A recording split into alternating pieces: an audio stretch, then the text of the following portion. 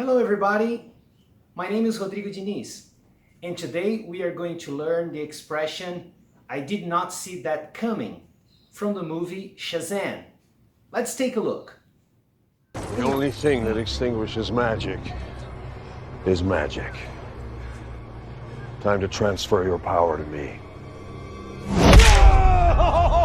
Oh, you did not see that one coming, did you, Grandpa? Them street rules. The expression "I did not see that coming" means A. I did not expect an event, or B. I did not understand an event.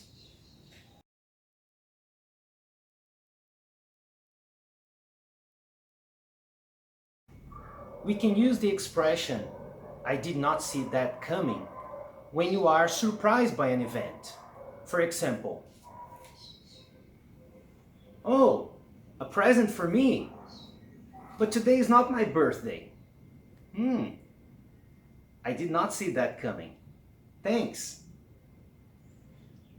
We can also use this expression in the affirmative form, "I saw it coming," when you knew that an event was possible or was going to happen in the past.